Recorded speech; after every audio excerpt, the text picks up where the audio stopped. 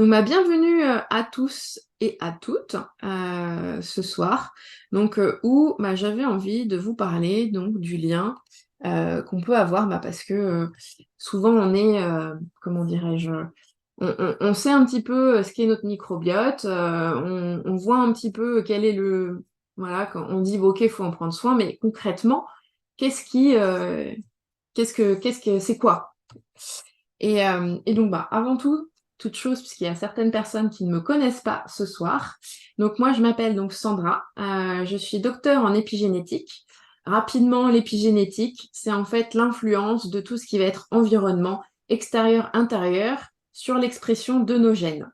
Donc, c'est-à-dire sur comment est-ce qu'on va exprimer en fait nos gènes qui vont être dans chacune de nos cellules. Et en fait, on sait que l'environnement et notamment notre microbiote va influer sur l'expression de nos gènes. Donc, on peut dire que le microbiote, c'est un impact épigénétique sur notre corps. Je suis passionnée par tout ce qui est santé intégrative, c'est-à-dire en fait des approches qui prennent en compte l'entièreté de la personne, à la fois son corps, son esprit, ses émotions, son environnement. Donc, un petit peu tout ça. Alors, je regarde juste parce que, hop, sur la discussion, s'il y a tout le monde... Ouais, je vois. Si jamais il y a des personnes qui rentrent, c'est pour ça. Excusez-moi. Voilà. Donc, et sur tout ce qui est aussi vulgarisation scientifique, de pouvoir vous partager ce soir un petit peu de connaissances sur le microbiote. Et donc, vous me direz à la fin si vous avez appris des choses, s'il y a des choses qui ont pu être intéressantes pour vous. Et voilà. Je suis également ex-manager. En fait, j'ai été chef de projet pendant 12 ans. Et aujourd'hui, en fait, je suis leader d'une équipe chez doTERRA, qui est en fait un laboratoire qui va chercher tout ce qui est huile essentielle, mais aussi tout ce qui est complément alimentaire. Je vais pas chez qui. Hop. Et donc, je suis aussi maman d'une petite fille de 4 ans, ça aide un petit peu. Et aussi, je suis une grande sportive et je pratique le triathlon. Voilà, pour un petit peu plus de moi. Donc, on rentre dans le vif du sujet. Donc, je vous disais, c'est aujourd'hui ce que j'ai envie de vous inviter, c'est prendre conscience et mettre des premières actions pour débloquer votre potentiel de l'intérieur. Donc, notre potentiel entrepreneurial, on nous dit la réussite sur comment est-ce qu'il faut faire, c'est les actions, c'est faire les choses, bosser, etc. Mais en fait, il y a aussi des choses, c'est qu'il faut prendre soin de son corps et de l'intérieur. Et donc, ce soir, je vais vous expliquer plus particulièrement au niveau du soin du corps, c'est comment est-ce que notre microbiote, il peut contrôler en fait finalement notre business et notre réussite dans notre entreprise. Et à ce sujet, j'ai une première question à vous poser. C'est quelle est la ressource qui est la plus importante pour vous, que ce soit en tant qu'entrepreneur, chef d'entreprise, ou même cadre, salarié, euh, ouvrier, employé. À votre avis, quelle est votre ressource la plus importante? Si vous voulez mettre dans le chat, ma santé, Christine, vous êtes d'accord? Donc oui, notre ressource la plus importante aujourd'hui pour notre réussite, c'est notre santé. Parce que, en fait, si on n'est pas en bonne santé, on ne va pas pouvoir être efficace, pouvoir être performant, pouvoir même potentiellement travailler. J'avais justement une collègue il y a 2 semaines qui était malade, qui a dû annuler tous ses rendez-vous. Donc, surtout quand on est entrepreneur, notamment quand on est salarié, bon, il y a les arrêts maladie et encore, il y a les jours de carence. Mais en tout cas, ça va faire qu'on a des jours, en fait, on ne va pas pouvoir travailler. Donc ça, c'est dans le pire des cas. Et dans le meilleur des cas, on va peut-être pas être aussi efficace que si on avait toute notre énergie, si on avait une bonne santé. Et donc, c'est bien la santé. Et aujourd'hui, j'ai tout particulièrement envie de vous parler de la santé intestinale, parce que la santé, sinon, ça peut être très large et on peut en parler pendant très longtemps. Parce que, en fait, notre santé intestinale, le pouvoir qu'elle a aussi, c'est qu'elle va pouvoir aussi influencer notre état d'esprit, notre motivation, notre capacité à relever des défis. Donc ça, je vais vous l'expliquer aussi aujourd'hui. J'espère que vous aurez compris à la fin de ce webinaire, en fait, que vraiment l'importance de notre santé intestinale va vraiment influer notre état de stress, notre motivation. Et d'ailleurs, Lao Tzu, il y a plus de 500 ans avant Jésus-Christ, il avait déjà compris. Ce qu'il dit, celui qui n'a pas le ventre en ordre pense de travers. Donc, quand j'ai vu ça, j'étais assez bluffée, on va dire que on le sait déjà depuis très longtemps finalement l'influence qu'a le ventre sur notre état d'esprit. Est-ce que c'est quelque chose qui est nouveau pour vous? Après, je pense certains, c'est quelque chose que vous aviez déjà un peu appréhendé. Si vous voulez mettre dans le chat ou autre.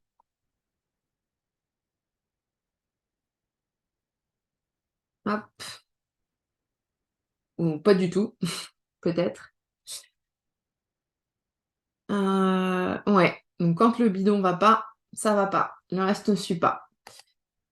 Et d'ailleurs, quel est le rapport du coup entre... merci, oui, c'est important pour moi que le ventre aille bien. Et donc, la question que je vous ai posée, c'est le rapport entre le ventre et la santé mentale. Et en fait, souvent, on dit que notre intestin, c'est notre deuxième cerveau. Pour moi, en tout cas, personnellement, je dirais que l'intestin, c'est même notre premier cerveau. Pourquoi? Parce qu'en fait, notre intestin, c'est celui qui est le plus riche en air. Il est plus riche en air, plus innervé que notre cerveau en lui-même. Et aussi, en fait, en termes d'évolution, c'est lui qui a été créé en premier. En premier, on était un tube digestif, on n'avait pas de cerveau, de système nerveux central. On avait uniquement cet intestin avec ses nerfs. Et donc la question, c'est, est-ce que je suis anxieux parce que ça ne va pas bien dans ma tête ou parce que ça ne va pas bien dans mon ventre? Et en fait, on sait que plus notre microbiote va être dérégulé, et, et plus en fait on va avoir des risques d'anxiété. Donc si on regarde les statistiques, euh, on voit qu'il y a vraiment une corrélation très importante entre un microbiote dérégulé, un risque d'anxiété, de stress accru et même de déprime. Mais également une propension aussi à avoir des fringales ou à développer des addictions. Donc on voit vraiment qu'il y a une importance énorme de notre microbiote sur notre état au niveau mental, quoi. Et donc prendre soin de son microbiote, ça va venir soutenir notre santé mentale, notre bien-être et donc notre réussite entrepreneuriale. Et donc, avant de rentrer un peu plus dans les détails, on va dire, techniques, j'aimerais vous reposer des bases. Alors, il y en a pour certains où ça sera des rappels ou autres, mais l'idée, c'est, voilà, qu'est-ce que le microbiote? Donc, le microbiote, c'est l'ensemble des micro-organismes qui vivent dans notre corps. Donc, ces micro-organismes, alors on connaît souvent, c'est les bactéries, mais en fait, il n'y a pas que les bactéries. Il y a des bactéries, il y a des virus, il y a des champignons, il y a beaucoup finalement d'organismes vivants qui vivent dans notre corps. Et ces microbiotes, on en a un petit peu partout. On en a dans les yeux, on en a dans le nez, on en a dans la bouche, dans les oreilles, au niveau des muqueuses, dans les poumons aussi. Et bien sûr, le plus connu et qui nous intéresse aujourd'hui, c'est le microbiote en fait intestinal, qu'on peut appeler aussi la flore intestinale. Après, moi, je ne sais pas trop pourquoi on dit flore intestinale, puisque pour moi, c'est plutôt des petits animaux. Donc, on dirait plutôt la faune intestinale. Mais bon. Et donc, tous ces micro-organismes, ils forment un écosystème vraiment complexe et varié. Et en fait, c'est cette variété. Donc, on a entre 800 et 1000 espèces différentes chez un adulte. C'est cette variété, en fait, qui va nous permettre de pouvoir gérer énormément de choses, de pouvoir digérer différents aliments. C'est grâce à ces micro-organismes-là. Et en fait, tous ces petits micro-organismes dans notre intestin, ils s'accrochent. Donc ça, c'est aussi important de le comprendre pour plus tard. comprendrez pourquoi. Mais c'est important en fait parce qu'ils vont s'accrocher sur la paroi de notre de notre tube digestif grâce à un biofilm. Et donc tout ça, en fait, la qualité de ce biofilm aussi va influer sur le fait que ces bactéries vont s'accrocher. Donc quel est le rôle de ce microbiote? Puisque je vous ai dit, je vous en ai parlé un tout petit peu. Ce microbiote, en fait, il va nous permettre d'intervenir dans beaucoup de fonctions biologiques. Il intervient dans énormément de rôles physiologiques, et notamment la digestion, l'assimilation et l'absorption de nutriments. Il y a certains aliments, certaines choses qu'en fait, nous ne sommes pas capables nous-mêmes de digérer. C'est notre microbiote qui nous permet de digérer ces aliments. Donc c'est pour ça que c'est important d'avoir aussi un microbiote de qualité pour pouvoir digérer et assimiler en fait les nutriments que nous mangeons. Donc c'est le plus connu. On a également dans le métabolisme, puisqu'il y a énormément aussi de fonctions, comme on va le voir tout de suite après, au niveau hormonal et au niveau de synthèse de beaucoup de métabolites. Euh, Au niveau de l'immunité, en fait, on a 80% de notre immunité qui dépend de notre microbiote. Donc, c'est-à-dire qu'un microbiote de qualité va nous permettre de nous protéger, en fait, des attaques des virus, des mauvaises bactéries. Et un mauvais microbiote va faire que on va pouvoir avoir une propension à tomber plus souvent malade et que ça dure aussi plus longtemps. On a aussi tout ce qui est inflammation. Je ne vais pas forcément m'étaler là-dessus, mais en tout cas, il y a une régulation au niveau de l'inflammation. Et le dernier, en fait, c'est nos états mentaux qui sont le sujet dont j'ai envie de vous parler aujourd'hui. Donc ça, c'est sur les bases. Et donc sur les états mentaux. Concrètement, comment est-ce que notre microbiote va influencer notre état d'esprit? Et en fait, la quantité et la qualité de notre microbiote, donc c'est-à-dire combien de bactéries j'ai, mais aussi la variété et quelle sorte de souche de bactéries je vais avoir dans mon ventre, c'est très important en fait parce que c'est ça qui va nous permettre de réguler l'humeur, le stress, la motivation. Et donc concrètement, pourquoi? Parce que il y a les neurotransmetteurs. Donc les neurotransmetteurs, c'est des que vous devez connaître, je pense, la plupart, c'est la sérotonine, la dopamine, l'adrénaline, le GABA. Donc ces neurotransmetteurs, ils sont responsables pour la sérotonine, du fait d'être serein, d'être bien, d'être apaisé, de se sentir, d'être sentir bien, quoi. La dopamine, c'est un neurotransmetteur qui nous permet en fait de pouvoir être motivé, de pouvoir y aller, d'être engagé en fait. Et c'est des choses qui interviennent au niveau du cerveau en fait, qui vont se mettre sur les récepteurs pour engager ces états d'esprit, ces états mentaux. L'adrénaline, on connaît aussi pour nous donner de l'énergie ou le GABA pour d'autres fonctions. Et en fait, on a besoin d'un équilibre précis de ces neurotransmetteurs pour pouvoir réguler ces états et pour pouvoir avoir utilisé ces états d'esprit au bon moment. Donc on sait que quand on a un déficit en sérotonine, notamment, c'est un des facteurs qui fait qu'on va être beaucoup plus stressé, sujet aux angoisses, voire à la dépression. Si on n'a pas assez de dopamine, eh bien, on va être dans un état un peu mou, où on n'a pas envie. Je me demande si les ados, ils sont pas ça un peu avoir un déficit en dopamine. Après, moi, j'ai pas encore d'ado pour l'instant, mais d'être voilà, non, j'ai pas envie, je veux pas faire ça, non, etc. Enfin, rester dans son canapé. Si quelqu'un nous dit ça, si c'est une journée, bon, ça va. Mais si c'est tous les jours, on n'a pas envie de se lever, potentiellement, il y a peut-être un déficit en dopamine qui est derrière. Et forcément, si c'est quelque chose pour nous, si on n'est pas motivé dans dans nos actions, dans ce qu'on a envie d'entreprendre, motivé biologiquement, pas motivé, on va dire, l'envie, parce que ça, on peut l'avoir, l'envie, on se dit, j'ai un objectif, je sais que je veux atteindre cet objectif de ma réussite entrepreneuriale, monter mon entreprise, c'est important pour moi. Mais en fait, notre biologie peut être contre nous au final. Et notamment, là, quand je vous parle d'avoir un déficit en dopamine. Et donc, la synthèse, en fait, des neurotransmetteurs, elle est influée par le microbiote. Le microbiote intervient ici dans la transformation des précurseurs. Donc ces précurseurs, c'est des acides aminés, notamment notamment le tryptophane ou la tyrosine. Donc le tryptophane, c'est un précurseur pour la sérotonine notamment, et la tyrosine pour la dopamine. Donc le fait de transformer ces précurseurs en neurotransmetteurs, ils sont fabriqués pour la sérotonine à plus de 85% dans l'intestin. Donc si le microbiote il est pas équilibré, on va avoir potentiellement un déficit en sérotonine, en dopamine ou autre. Et ces petits précurseurs, en fait, pareil, ils sont synthétisés et en fait, ils ont besoin de nutriments pour être synthétisés. Et au niveau de cette synthèse, encore une fois, le microbiote intervient, et notamment la vitamine B. Et la vitamine B, elle arrive aussi grâce à la digestion qui est faite grâce à notre microbiote. Donc si on prend la chaîne, au final, pour faire synthétiser nos neurotransmetteurs qui sont dans les intestins, on a besoin de nutriments qui sont digérés par nos petites bactéries. Donc en fait, il va permettre de sortir les nutriments. C'est uniquement ces bactéries qui nous le permettent de le faire.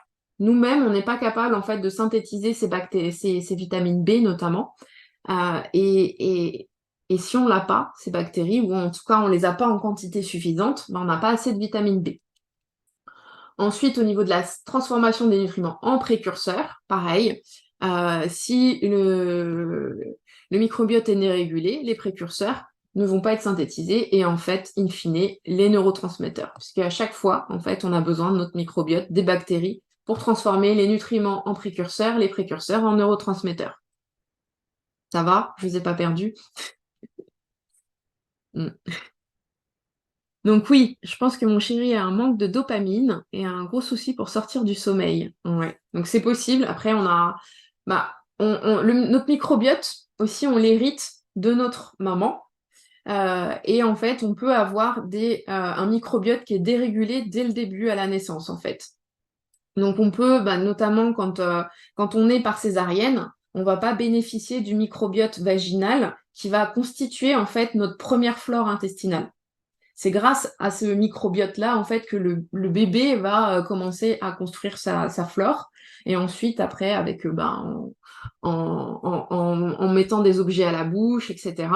Et puis après, le fait de prendre des antibiotiques très tôt aussi chez les enfants, ça va aussi déréguler malheureusement le microbiote.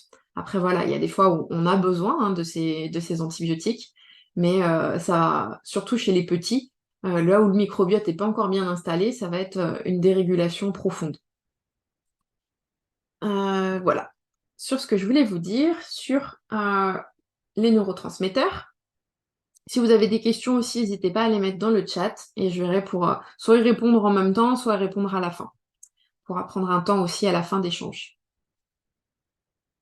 Et l'autre chose importante en fait, qui fait que notre intestin a un rôle très important sur notre état d'esprit, c'est qu'il y a en fait un canal entre l'intestin et le cerveau. Et ce canal, il y a plusieurs voies très importantes. Donc, il y a même 4 voies. Il y a la voie sanguine, où en fait, dedans, on va avoir des métabolites. Donc, les métabolites, je ne vous l'ai pas expliqué tout à l'heure, c'est les déchets, en fait, qui peuvent être toxiques ou bénéfiques, d'ailleurs, de ces micro-organismes. Donc, en fait, la bactérie, quand elle mange quelque chose, elle rejette des déchets. Et ces déchets, ils peuvent être bons ou mauvais pour nous. On a aussi tout ce qui est donc les hormones, les cytokines et les neurotransmetteurs. Donc il y a certains neurotransmetteurs, en fait, au lieu de passer par la voie directement nerveuse, vont passer dans la voie sanguine pour arriver au cerveau. Et donc tout ça, forcément, ces signaux chimiques qui arrivent dans le cerveau vont impacter et envoyer des messages. Et notamment, par exemple, quand on mange, en fonction de ce qu'on mange, ça va envoyer des messages différents. On a la voie immunitaire, donc là, avec notamment les cytokines, donc quand il y a de l'inflammation. L'inflammation au niveau de l'intestin va envoyer aussi des messages au niveau du cerveau. La voie endocrine, donc ça, c'est les hormones. Et la voie nerveuse, avec les neurotransmetteurs qui passent par le nerf vague. Donc le nerf vague, c'est l'un des nerfs qui est les plus importants au niveau de la régulation de notre état d'esprit. Et vous en avez peut-être entendu parler, il y a même des livres entiers sur le nerf vague. Et en fait, ce nerf vague, 80% du signal, il part de l'intestin vers le cerveau. C'est pas du cerveau vers l'intestin, c'est l'intestin qui envoie des signaux au cerveau. Donc c'est vraiment énorme, quoi. Et donc, c'est pour ça que toutes ces voies-là, on a quand même pas mal de voies qui partent de l'intestin et qui vont vers le cerveau. Je sais pas si vous le saviez, si ça vous surprend, enfin, en tout cas, moi, quand j'ai revu, parce que j'avais appris ça dans mes cours, mais j'avais pas forcément tilté ou appréhendé, on va dire, les mécanismes et vraiment les conséquences qu'il y avait derrière. Mais on peut voir que on se dit, l'intestin, il a multiplié les voies de signalisation pour pouvoir envoyer son message au cerveau. Donc ça veut dire que c'est comme si dès qu'il y a un truc qui se passe dans l'intestin, et bam, ça arrive de partout. Ça arrive de partout. Alors imaginez-vous que vous êtes qu'il y a d'un coup une information, il y a 10 personnes qui arrivent autour de vous pour vous l'apporter, c'est un peu ça.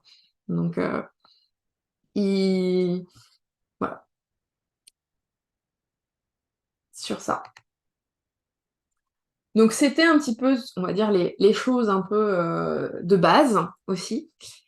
Et concrètement, comment, alors après, vous l'avez peut-être, comment dirais-je, appréhendé, mais comment est-ce que tout ça, ça va influencer concrètement sur mon stress et ma motivation? Vous dites, ok, Sandra, tu m'as dit, là, ça va influer sur mon business. Qu'est-ce que tu veux dire? Et en fait, ce microbiote équilibré, comme vous avez pu voir, ça va influer sur la synthèse de la sérotonine, de la dopamine. Et donc, ça va que votre résilience en fait au stress, vous allez mieux le gérer, vous allez avoir une motivation accrue quand votre microbiote est dérégulé.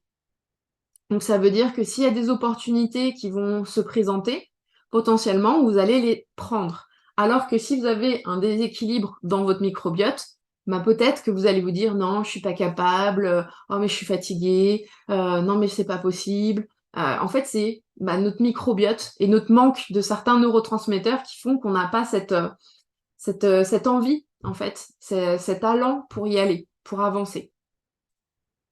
Et ça peut donc favoriser le stress, l'anxiété, voire la dépression. Et donc, moi, c'est quelque chose aussi beaucoup qui m'interpelle. C'est les personnes qui finalement sont en dépression et qui pendant des dizaines d'années vont voir un psy, un thérapeute ou autre, mais qui à aucun moment ne s'intéressent à son microbiote. Je me demande, en fait, je me dis que ces personnes-là, jamais elles ne vont pouvoir sortir de cette dépression tant que leur microbiote n'est pas régulé. Que ça soit par l'alimentation de façon prolongée, on verra aussi après certaines clés, ou bien avec des détox ou ce genre de choses, quoi. En tout cas, pour rééquilibrer le microbiote. Là, j'ai deux exemples que je voudrais vous donner sur, du coup, comment est-ce que notre microbiote, concrètement, il va influencer. Donc, le premier, c'est surtout ce qui est dérégulation donc, du métabolisme de la sérotonine et de la dopamine. Donc ça, je pense que vous l'auriez compris par rapport à tout ce que je vous ai expliqué depuis tout à l'heure, j'espère. Une baisse de la production de ces neurotransmetteurs, forcément, ça va influer. La baisse de la production des précurseurs, ça va influer. La dégradation aussi de ces précurseurs, c'est-à-dire qu'en fait, il y a certaines bactéries qui sont plus pathogènes, on va dire, qui sont moins bonnes, qui vont en fait récupérer ces précurseurs pour se nourrir avec. Donc en fait, ça va agir en compétition, on appelle. Donc il y a des mauvaises bactéries, entre guillemets, qui vont aller prendre le tryptophane ou la tyrosine ou autre pour la manger et l'utiliser. Donc ça veut dire qu'il y en a moins disponibles pour synthétiser la sérotonine ou la dopamine. Tout ce qui est aussi inflammation, parce que l'inflammation, ça va intervenir, ça va faire baisser l'absorption des nutriments, ça va augmenter la fatigue, et donc tout ça, en fait, ça va aussi jouer sur notre propension à être stressé, anxieux ou plus, et pas motivé. Et les métabolites compétitives, pareil, je vous ai parlé des métabolites tout à l'heure, je reprends, les métabolites, c'est les déchets des bactéries, et elles peuvent être, enfin bactéries ou autres, des micro-organismes, et ces métabolites peuvent être bénéfiques ou toxiques. Et donc, bah, les métabolites qui sont bénéfiques, elles peuvent être aussi utilisées par d'autres micro-organismes et les manger. Et donc, une des métabolites qui est bénéfique, notamment, bah, c'est certaines métabolites lipidiques. Donc ici, vous avez un stress chronique. Et ce stress chronique, en fait, il va modifier le microbiote intestinal qui va faire entraîner une baisse des cannabinoïdes endogènes. Et donc, ces cannabinoïdes endogènes, c'est des métabolites, en fait, de bactéries. Alors, cannabinoïdes, pour ceux qui ne savent pas, cannabinoïdes, c'est comme le CBD. Le CBD, il y a des cannabinoïdes dedans, ou dans l'huile essentielle de copaïba, notamment. Dans le cannabis, dans le chanvre, tout ça, il y a des cannabinoïdes qui sont des cannabinoïdes exogènes. Exogènes, c'est-à-dire qu'on a de l'extérieur. Mais nous, on est aussi capable, en fait, de synthétiser des cannabinoïdes. Je ne vais pas le dire. Et donc, ces cannabinoïdes vont passer, en fait, dans la circulation et vont arriver au niveau du cerveau pour aller sur ce récepteur du THC. Et en fait, quand on a une baisse de ces cannabinoïdes, ça peut entraîner la dépression. Donc on a vraiment des liens directs entre une dérégulation du microbiote et des effets sur nos états mentaux. Sur nos états mentaux. Voilà. Est-ce que, avant que je vois sur les solutions, est-ce que vous avez des questions jusque-là? Est-ce que c'est clair? Vous pouvez mettre des pouces ou autre, ou dans le chat. Et, euh, et si vous avez compris, yes, super, les pouces. Le lien, donc après là, j'ai pas été dans tous les détails, on va dire, trop techniques ou trop autres, mais en tout cas, d'avoir cette appréhension de ces liens qu'il y a entre l'intestin et le cerveau, une première approche. Et l'idée, c'est bah, concrètement, qu'est-ce qu'on peut faire? Qu'est-ce qu'on peut faire pour prendre soin? Alors, comment peut-on savoir si une dépression vient d'une dérégulation ou du cerveau? En fait, on peut faire des tests sur notre microbiote. Euh, ou bien, après, on peut en fait faire une rééquilibration du microbiote. De toute façon, ça ne, comment dire, ça ne fera pas de mal. Et voir est-ce que ça influence en fait sur l'état et dessus. Et qu'est-ce que je voulais dire? Sur les tests en fait de microbiote, après c'est souvent, enfin c'est assez compliqué d'en avoir chez enfin que notre médecin nous en prescrive ou autre. Donc ça peut être des choses qui vont pas être remboursées, donc on va payer pour en fait faire des tests, savoir est-ce que mon microbiote est dérégulé ou pas. Donc on va tester c'est quoi les bactéries qu'il y a à l'intérieur, etc., etc. Donc c'est avec nos selles quoi. Et oui, donc jamais entendu parler de ça. C'est clair, c'est quelque chose qui, en fait, quand on découvre, on se dit, mais pourquoi est-ce qu'on n'en parle pas plus? Pourquoi est-ce que c'est pas plus connu? Et surtout, pourquoi est-ce que, bah justement, c'est des personnes qui sont dans des états dépressifs ou même juste un peu de stress, on vient pas les accompagner, en fait, pour, au niveau biologique, rééquilibrer. Parce qu'il y a plein de gens qui ont dit, non, mais c'est bon, c'est dans ta tête, arrête, etc. Et en fait, non, c'est pas dans leur tête. C'est biologiquement, ils ne sont plus équilibrés, même s'ils le veulent, en fait, ils peuvent pas. Donc, c'est ouais, c'est malheureux, on va dire. Et justement, c'est un peu l'idée, c'est de bah, ce soir, je vous transmets ça. S'il y a des personnes après autour de vous, bah, transmettez-vous aussi à votre tour et pour que l'information circule, quoi. Pour que les personnes puissent prendre soin de leur microbiote et puissent commencer à aller mieux. Parce que on se dit qu'on pourrait être tellement bien si justement on arrivait à avoir un microbiote équilibré. Donc, concrètement, qu'est-ce qu'on peut faire? Je vais vous donner quelques clés. Donc, des conseils pratiques pour cultiver son microbiote. Bah, il n'y a pas de mystère. Euh, Oui, je suis là pour vous proposer des solutions.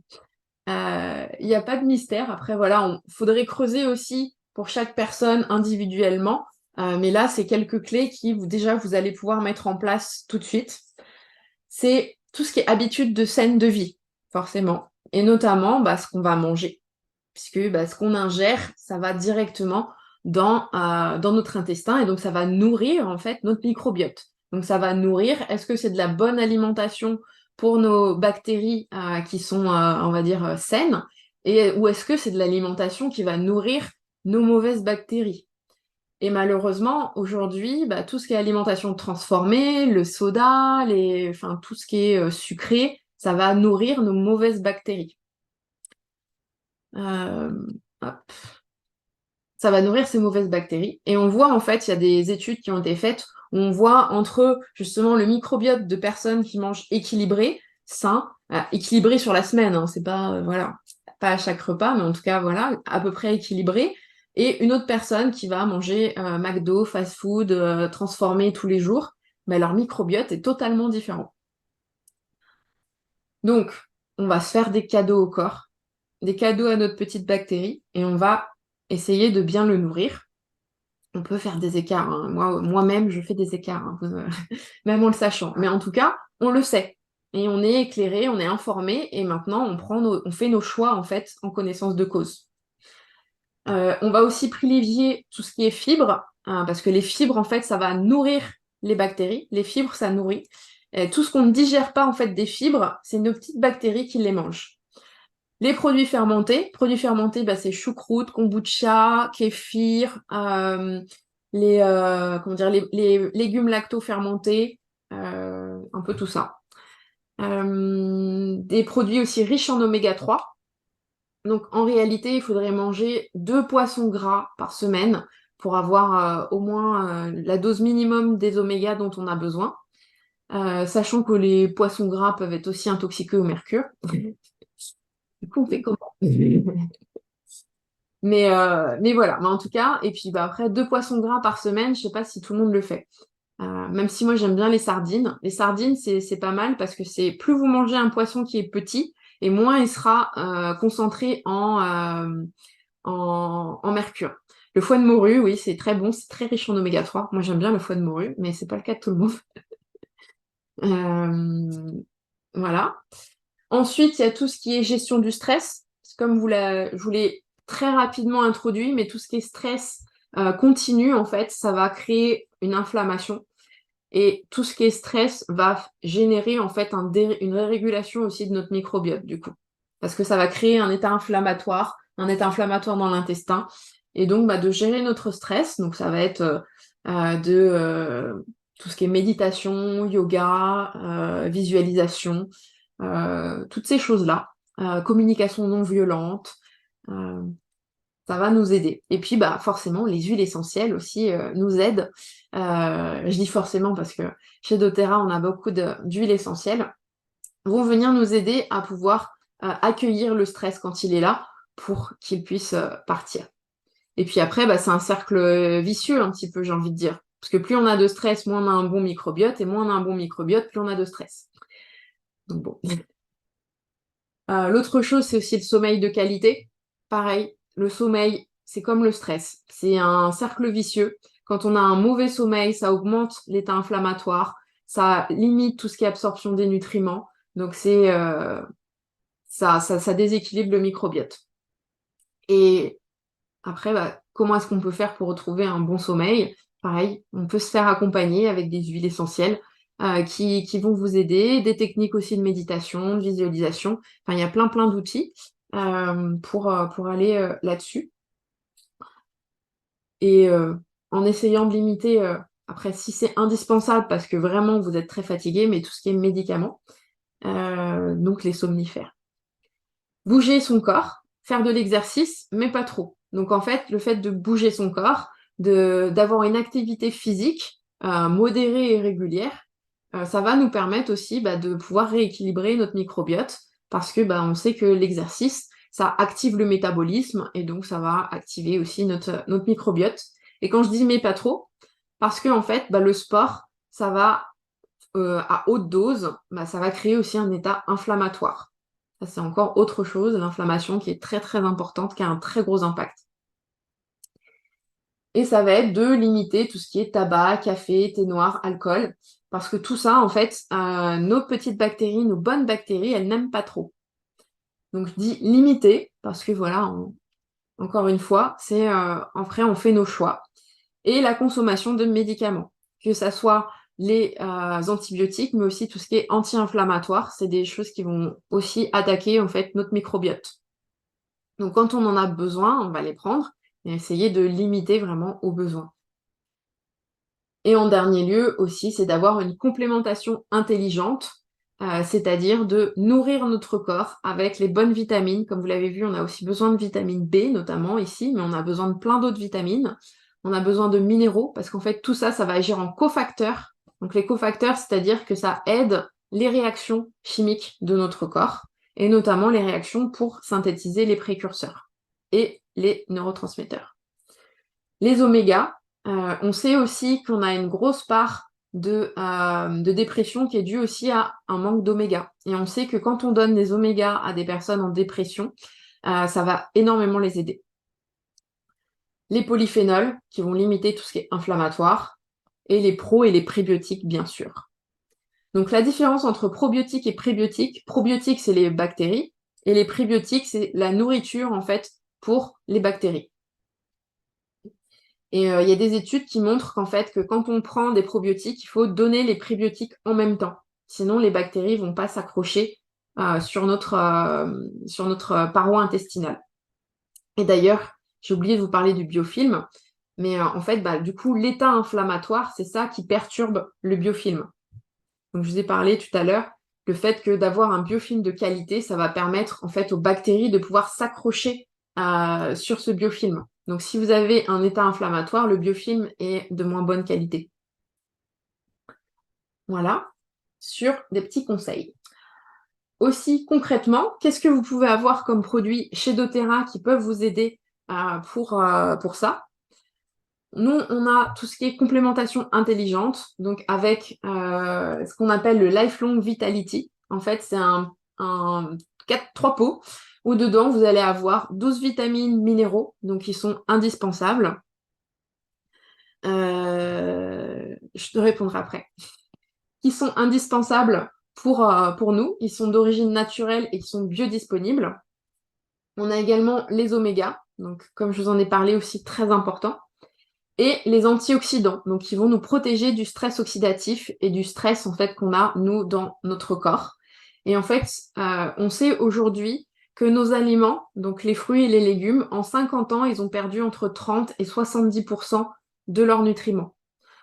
Donc aujourd'hui, concrètement, dans notre alimentation, on n'a plus les nutriments suffisants pour pouvoir soutenir notre corps. C'est pour ça qu'aujourd'hui, on a de plus en plus de personnes qui sont stressées, qui ont des problèmes digestifs, qui ont des migraines, qui ont des problèmes de peau, qui ont tout un tas de choses, en fait, parce qu'on n'a plus ces nutriments.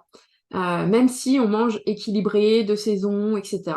Pour plein de raisons que je ne développerai pas ce soir, mais donc si vous avez envie, on pourra en discuter plus tard. Donc, c'est exactement ce que je t'expliquais, effectivement, Johanna. Et donc, c'est le directeur de l'INRA même qui en parlait aussi. J'avais vu, pour manger, c'est dans une pomme, il faudrait en manger 40 aujourd'hui pour avoir l'équivalent de nutriments de ce qu'il y avait il y a 50 ans, quoi. Donc, c'est assez énorme. Donc, pour avoir tout ce qui est nutrition, donc pour notre concentration, notre bien-être, les fonctions immunitaires, en fait, ça va optimiser toutes les fonctions biologiques de notre corps. D'avoir ces nutriments. C'est comme si, en fait, c'est l'essence de notre voiture. C'est si vous ne donnez pas assez d'essence à votre voiture, elle va pas pouvoir bien avancer. Vous allez être au ralenti. L'autre chose dont j'ai parlé également, que je vous ai montré, c'est les prébiotiques et les probiotiques. Donc ça va être aussi quelque chose d'important pour soutenir votre microbiote, que ça soit avant l'hiver, que ça soit quand vous avez pris des médicaments parce que ça a été nécessaire, quand vous êtes malade, ce genre de choses, de soutenir votre corps avec des bonnes bactéries, ça va vraiment aider, ça va vraiment l'aider. Donc vous allez ici, donc il y a des prébiotiques, donc vous voyez, plus les probiotiques. Donc ça c'est donc on voit ici c'est une double gélule en fait pour que les bactéries arrivent vivantes dans notre intestin. quand vous prenez des probiotiques et que il y a soit qu'elles sont en liquide ou soit elles sont dans une gélule simple, il y en a beaucoup en fait qui vont être éliminés déjà dans votre estomac. Donc et il y a pas mal d'articles, comme je vous disais, il faut vraiment donner les prébiotiques en même temps que les probiotiques. Et ça, c'est vraiment pour entretenir. Par contre, si vous avez déjà un microbiote qui est dérégulé à la base, bah, vous allez pouvoir, avec votre alimentation, avec des choses comme ça, avec comment dirais-je, avec des régimes particuliers, de longue haleine, on va dire, en fonction du stade d'où vous partez, vous allez pouvoir en fait arriver à rééquilibrer. Mais ça peut être long. Et donc, on peut aussi s'aider bah, en fait, des huiles essentielles, notamment. Et en fait, comment est-ce qu'on rééquilibre? Quand on doit rééquilibrer un microbiote qui n'est pas régulé, on va avoir 4 étapes nécessaires. Si vous mettez juste des probiotiques dans un microbiote qui n'est pas bon, en fait, les bactéries vont repartir direct. Imaginez votre intestin, là, il y a plein de résidus qui sont en train de putréfier à cause de ces mauvaises bactéries. On a jusqu'à 5 kilos de résidus, en fait, qui sont stagnants dans notre intestin, collés à la paroi, qui empêchent tout ce qui est assimilation des nutriments, etc. Et imaginez cet environnement, vous lui mettez des bonnes bactéries dedans. Bah, elles vont pas rester. Donc la première chose à faire, c'est de nettoyer. Donc vous avez multiples façons. Là, je vais vous en montrer une tout à l'heure, mais vous avez plein d'autres façons. Vous allez nettoyer, assainir, réparer aussi, parce que si vous avez les cellules de votre intestin qui ne sont pas, qui sont un peu, comment dire, inflammées, etc. Pareil, ça va pas aider pour le biofilm. Donc, on va réparer et ensuite on va repeupler. En tout cas, en même temps. Et donc pour ça, donc il y a la cure Clean and Restore que je vais vous montrer. Ou bien on va pouvoir aussi avoir des protocoles personnalisés pour des cas particuliers ou autres en fait qui vont nécessiter des fois un avis médical ou autre, mais en tout cas en fonction comment dire de l'interview, je trouve plus le mot, mais du bilan en fait qu'on va faire avec la personne, on va pouvoir déterminer est-ce que on peut partir sur cette cure ou bien est-ce qu'on va faire un protocole un peu différent ou bien est-ce qu'on va demander j'arrive pas à retrouver mon mot, des examens complémentaires. Voilà. Et donc, dans cette cure, en fait, que je vous présente, on va, en fait, activer les organes émonctoires. Je vais vous montrer directement, je pense, ici. Donc ici, en fait, là, on donne, dans cette cure de doTERRA, on donne les nutriments nécessaires parce qu'en fait, de détoxifier le corps, bah, ça va fatiguer. Donc, en même temps, on nourrit pour que notre corps il ait cette capacité d'auto-guérison et d'auto-nettoyage, on va dire, parce qu'à la base, il peut se nettoyer tout seul. Mais en fait, on a tellement accumulé de toxines, c'est comme les filtres dans une voiture, il faut les nettoyer, mais pour ça, il faut avoir de l'énergie. Donc, on donne de l'énergie. Ensuite, on prend aussi des enzymes digestives pour aussi manger tout ce qui reste, tout ce qui arrive, voilà, tout ce qui est stagnant. On prend aussi de l'huile essentielle de citron. L'huile essentielle de citron va en fait permettre de détoxifier doucement le foie et aussi de boire beaucoup plus régulièrement. Là, on a aussi à base de plantes des choses qui vont nous permettre de détoxifier aussi le corps. Donc tous les organes émonctoires, c'est-à-dire les poumons, le foie, les intestins, les reins et la peau. La peau qui est le dernier organe émonctoire et où il y a toutes les toxines qui sortent. Donc ça va tout détoxifier. Et donc, je vous disais, donc les 10 premiers jours, en fait, on va réactiver les organes émonctoires, donc filtrants, dont je vous ai parlé, les réactiver et aussi les nettoyer. Ensuite, pendant 10 jours, en fait, on va nettoyer les intestins, donc pour enlever toutes ces choses qui sont en train de putréfier. Et après, en fait, on va repeupler avec des bonnes bactéries et soutenir, en fait, tout ce qui est développement, réparation des tissus, développement cellulaire. Voilà. Donc après, on peut avoir des protocoles comme ça, après, qui sont adaptés en fonction de chaque individu. Voilà. Est-ce que c'était sur sur les différentes façons dont on peut prendre soin de son microbiote. Est-ce que tout est OK? Peut-être sinon on prendra les questions après. Et j'avais une dernière histoire à vous raconter avant de passer aux questions. C'est l'histoire de Joséphine et Elisabeth, qui sont sœurs jumelles. Sœurs jumelles, pourquoi? Parce qu'en fait, elles ont les mêmes gènes, elles sont identiques au niveau génome. Et ça, c'est peut-être que vous comprendrez par rapport, moi, à l'épigénétique. Les jumeaux, c'est un très bon outil, en fait, d'étude. Parce qu'ils ont exactement les mêmes gènes. Et en fait, ces deux femmes, elles sont toutes les deux entrepreneuses, elles ont toutes les deux créé leur entreprise, mais elles n'ont pas le style de vie identique.